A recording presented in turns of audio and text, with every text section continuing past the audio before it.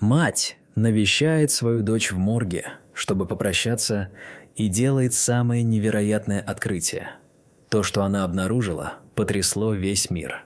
Луиса из Аргентины уже родила 4 детей, когда забеременела 5-м. Это должна была быть девочка, и Луиса и ее партнер Алехандро надеялись, что эта беременность пройдет хорошо.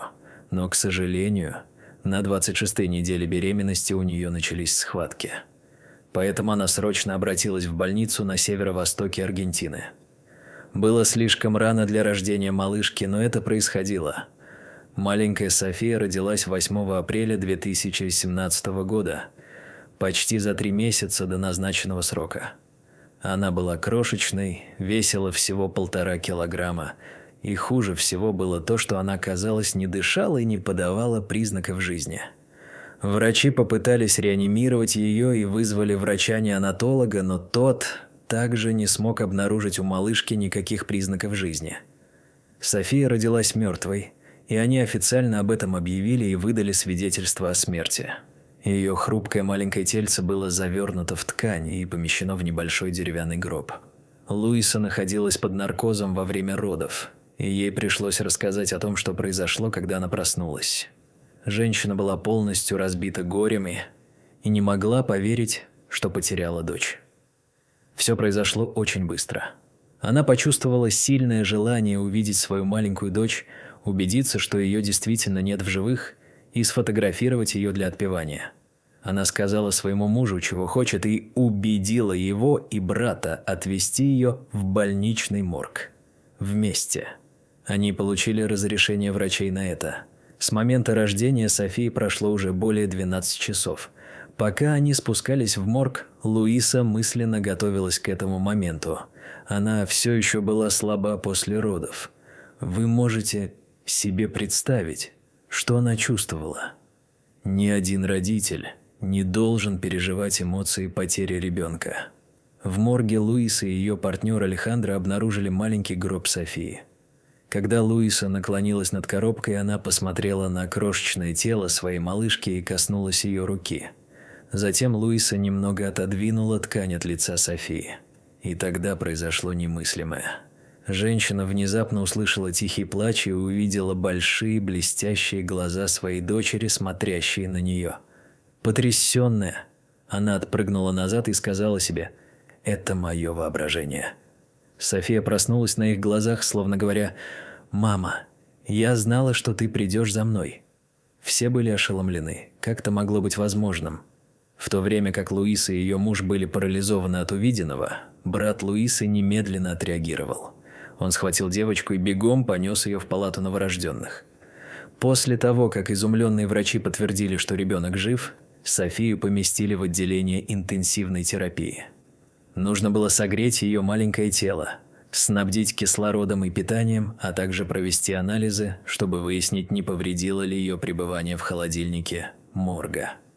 И наряду со всем этим нужно было ответить на главный вопрос, а именно, как это могло произойти.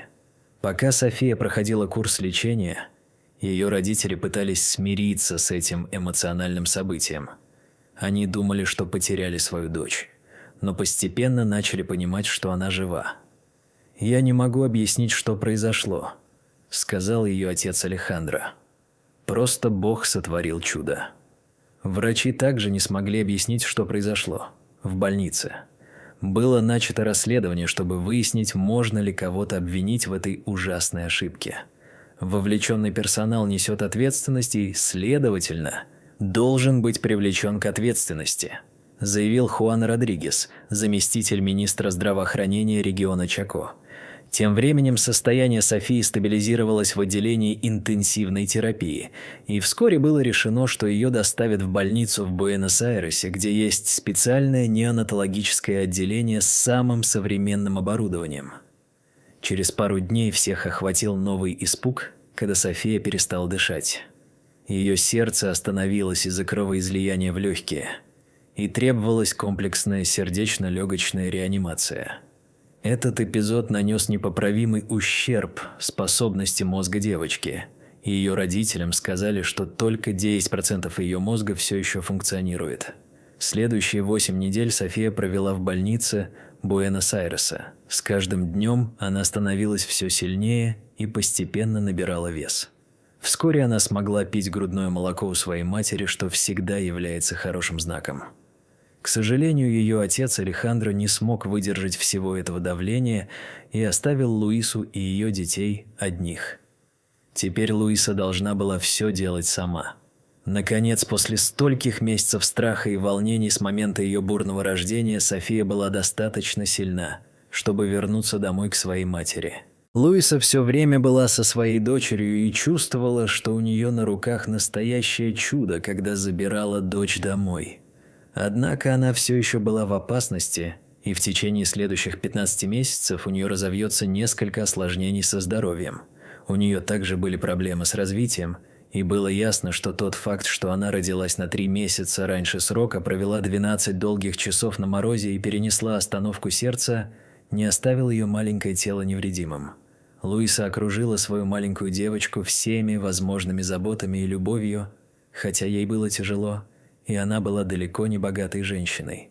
После нескольких последующих анализов оказалось, что София страдает микроцефалией, при которой ее голова, а также мозг не развиваются должным образом, что можно вылечить только с помощью трансплантации стволовых клеток. Очень сложное и к тому же очень дорогое лечение. У Луисы не было на это денег, но она подумала, что, возможно, она сможет доставить ребенка в Китай, чтобы там пройти курс лечения. Она начала кампанию по сбору средств, несмотря на то, что врачи сказали ей, что София не будет достаточно сильной для поездки. А в конце июня у нее снова случилась остановка сердца, и Луиса снова отвезла ее в больницу. Девочка была подключена к аппарату искусственного дыхания, но оставалась в критическом состоянии в течение нескольких часов, и сердечно-легочная реанимация больше не помогла. Ее маленькое сердечко сдалось, и девочка скончалась. Это было душераздирающе. Я не могу представить, что Луиса почувствовала, потеряв дочь во второй раз. И на этот раз навсегда. Делясь своей потерей со всем миром, Луиса написала невероятно трогательное публичное прощальное письмо. Она написала: «Сегодня, моя любовь, мы не прощаемся, потому что однажды увидимся снова». Она написала, что чувствует благодарность за каждую минуту, которую они провели вместе. Бог дал мне рождение на это время, и я могу заверить, что прошедший год, 3 месяца и 15 дней рядом с ней сделали меня самой счастливой женщиной на этой планете. Она сказала всем, что уверена, что у Софии была миссия на этой земле. Однажды к ней подошел парень и сказал, что он хотел покончить с собой, но как только он увидел, как София борется, он подумал: почему он тоже не может этого сделать? У меня мурашки по коже, и я желаю Луисе и ее семье много сил в эти очень трудные времена. Дорогие зрители, если вам понравилось это видео, то ставьте лайк и подписывайтесь на наш канал. До свидания.